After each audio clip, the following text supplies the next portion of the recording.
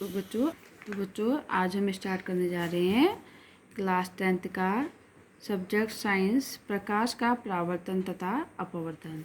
जैसा कि बच्चों आप लोग को पता है कि जब कोई भी प्रकाशीय स्रोत जिससे लाइट आती है तो जब कोई भी प्रकाशीय स्रोत जिससे लाइट आती है वो किसी तल पे गिरती है तो ये कौन सी किरण होती है? आपतित किरण होती है। और उसी तल पर उसी पॉइंट से दूसरी ओर निकल जाती है, वो कौन सी किरण होती है? परावर्तित किरण होती है। ये परावर्तित किरण और ये हमारी आपतित किरण। ठीक है, आपतित किरण। और इनके मध्य में एक अभिलंब जो कि ये बच्चों आप लोग स्केल से बनाएंगे, मैं रफ डायग्राम बना रही हूँ। इनके मध्य में एक सीधी रेखा खींचते हैं जिसको हम क्या कहते हैं? अभिलंब कहते हैं।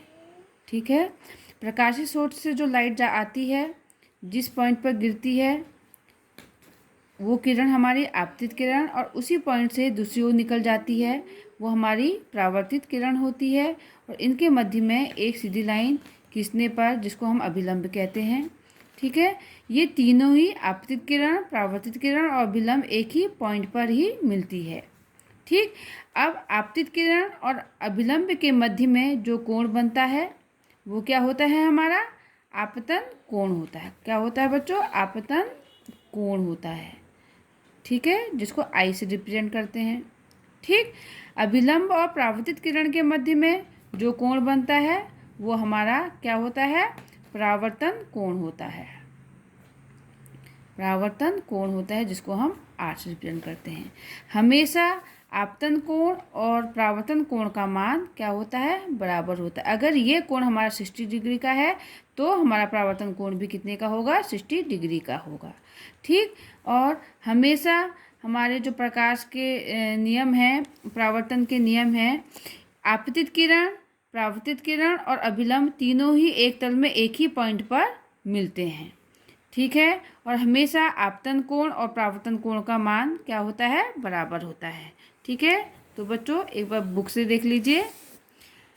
जब कोई प्रकाश किरण किसी परावर्तक पृष्ठ से टकराती है और टकराने के पश्चात उसी माध्यम में वापस लौट आती है तो इस घटना को प्रकाश का परावर्तन कहते हैं। जैसे कि मैंने आपको अभी अपने चित्र में समझाया था, परावर्तक पृष्ठ समतल दर्पण भी हो सकता है, गोलीय दर्पण एवं कोई चमकदार सतह।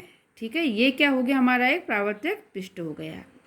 यहाँ पे क्या लिया गया है? समतल दर्पण लिया गया है। परावर्तन के नियम क्या है?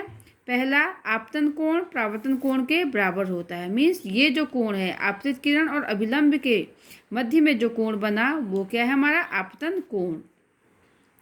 और जो अभिलंब और परावर्तित किरण के मध्य में जो बना वो हमारा परावर्तन कोण।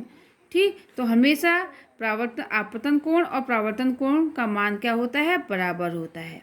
नेक्स्ट पॉइंट है इसका, आपतित किरण दर्पण, आपतित किरण यानी कि जो प्रकाश स्रोत से जो किरण गिरी उसको आपतित किरण कहते हैं।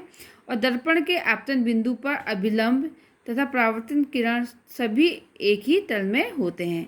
मीन्स जो आपतित किरण है, परावर्तित किरण है और जो इनके मध्य में जो हमारा अभिलंब है, तीनों ही समतल दर्पण में एक ही पॉइंट पर होते हैं। ठीक, तो बच्चों अब आगे देख लीजिए। तो अब यह है समतल दर्पण में बना प्रतिबिंब एवं प्रतिबिंब की विशेषताएं। तो बच्चों जैसे समतल दर्पण आप लोगों ने देखा है घर में, है ना? आपके घर में भी समतल दर्पण ही यूज़ किया जाता है। तो इसमें प्रतिबिंब कैसा बनता है?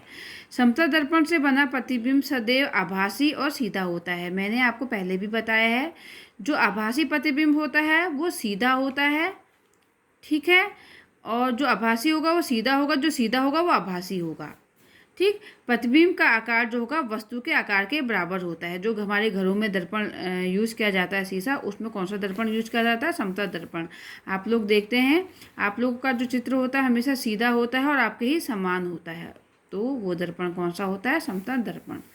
दूसरा पॉइंट है इसमें, प्रतिबिंब दर्पण के पीछे उतनी ही दूरी पर बनता है जितनी दूरी पर दर्पण के सामने बिंब रखा होता है।